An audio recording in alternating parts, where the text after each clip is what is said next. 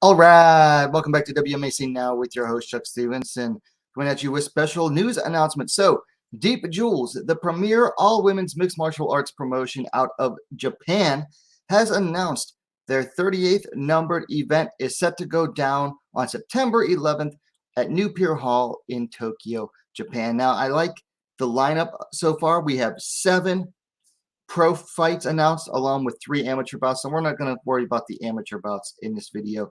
We're going to focus on the 7 pro bouts. And if you've been, even if you don't necessarily watch the Deep Jewels events, if you follow this channel, you'll recognize most, if not all, of the fighters we're going to talk about here. And there's some decent matchups with a good range across the uh, weight classes that Deep Jewels has on offer. So not going to go super in depth on these bouts. Just going to do like a little bit of basics on each one, and we'll go more in depth at a later time. So let's go ahead and get started. First up, we have a microweight bout between Kyouka Chibasai and Mika Nagano. Kyouka comes in at 0-3. Mika comes in at 1-0. Now, Kyouka Chibasai last fought at Deep Jewels 37 in May. She lost a unanimous decision to Momoko Yamazaki. Mika Nagano last fought at Deep Tokyo Impact in May, where she scored a split decision win over Runa Kawai. I don't have an age available for Nagano. Kyouka Chibasai is 25 years old. These are 2 of the tiniest fighters you're ever going to see. Actually, I think Kyouka Chibasai is the shortest fighter on Deep Jewel's roster, along with the lightest. I think she weighs in around like 90 pounds. And the weight limit is around 97 pounds for microweight.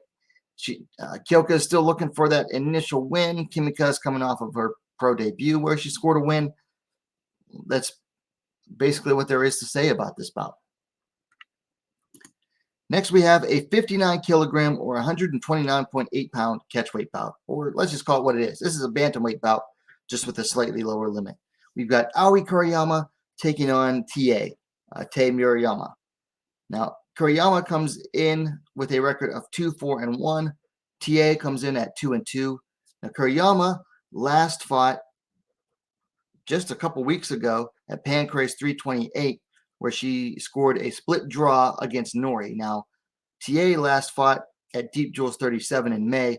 She dropped a submission loss to Rin Nakai in the Deep Jewels flyweight tournament. No age listed for Te. Karyama is listed at 27 years old. These are 2 fighters that pretty much debuted around the same time. Karyama's gotten a few more fights since then.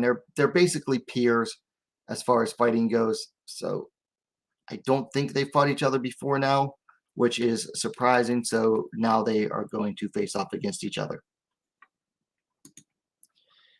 Next, we have a well-seasoned veteran taking on a relative newcomer in the strawweight division. Mika Nagano fighting Tomoko Inoue. The future Princess Nagano coming in with a record of 17-12-1. Inoue coming in at 0-3. Nagano is coming in off of a submission win over Kate Oyama back at DJ 37. Inoue last fought, dropping a unanimous decision loss to Yuko Kiryu back at Deep Jewels 35 in December. I don't have an age available for Inoue. Nagano is coming in at 38 years old. This basically reads like some record padding for the sake of Mika Nagano. She was a very popular fighter for Deep Jewels for a long time. She was like the pretty girl fighter for them. No matter how much she won or lost, they loved to put her up front. And she basically retired for a few years, came back earlier this year, giving her basically what should be a layup in Inoue. But who knows? The youth might outdo the age in this one. So we'll see. Next, we have a 50 kilogram, 110 pound bout. Kate Lotus Oyama taking on Eru Takebayashi in a battle of 2 relatively young fighters. Well, definitely young for Eru Takebayashi. Still trying to build up, their fight resume. Oyama coming in at 2-4. Takebayashi coming in at 2-2.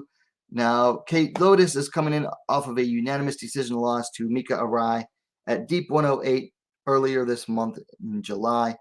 Takebayashi hasn't fought since Deep Jewels 35 in December, where she dropped a submission loss to Mowari Suda. 5 years age difference between these two. 24 for Kate Lotus, 19 for Aori Karyama. I believe she just graduated high school a few months back. So this should be a fun one. Then we have another microweight bout. Mizuki Furuse taking on Momoko Yamazaki. These two have been have mixed popularity for years. They've always been kind of at the forefront whenever they've been active. Each of them was inactive for a little while. I know Furuse got pregnant and took a while off. Momoko, I think she was dealing with some injuries for a while. But now they have become more active again, and they'll be facing off against each other. Furuse coming in at 8-9. Yamazaki coming in at 3-2. Now Furuse is coming in off of a submission win over Reina Kobayashi at DJ 36 back in March. Yamazaki is coming in off of a unanimous decision win over Kyouka Chibasai at DJ 37 in May. I don't have an age available for Yamazaki. Furuse, you look at her record of 8-9, you think, well, she's definitely been fighting for a while. She's actually only 21 years old, and that included an almost 2-year absence from fighting. So she was very active while still a teenager. I think that this being back at microweight will definitely serve Mizuki Furuse a lot better. She was trying to fight at atom weight and super atom weight for a while. Just wasn't working out for her. I think her true home is going to be at microweight. For Yamazaki, middling fighter so far as well, but I think this will still make for a good fun bout. Then we have the co-main event, Yuko Kiryu taking on Namiko Hime Kawabata at 49 kilograms. That's 108 pounds. So that's like the same as the Ryzen Super Atomweight division. Yuko coming in at 12-8. Hime coming in at 3-1. So experience definitely favors Yuko, who is coming in off of a split decision win over Emi Tomomatsu at Deep Tokyo Impact back in May. Hime last fought in March, where she took a unanimous decision win over Saori Oshima at Deep Jewels 36. Don't have an age available for Hime. Yuko is 34. So Yuko is finally getting active again. She had taken some time off, I guess mostly due to COVID. But now she's back active on the Japanese scene. She was fighting in the One Warrior series for a little while. Hime had debuted as a strawweight, and now she seems to have found a home at the 49 kilogram weight, which is, like I mentioned earlier, the Ryzen Super Atom weight division. Should be a good one. I think Kiryu's experience will be enough to get her over Hime, although Hime has some good size on her. Like, she used to be, I think, a basketball player when she was in school, and she's built like one too. So very athletic. Should be a fun one.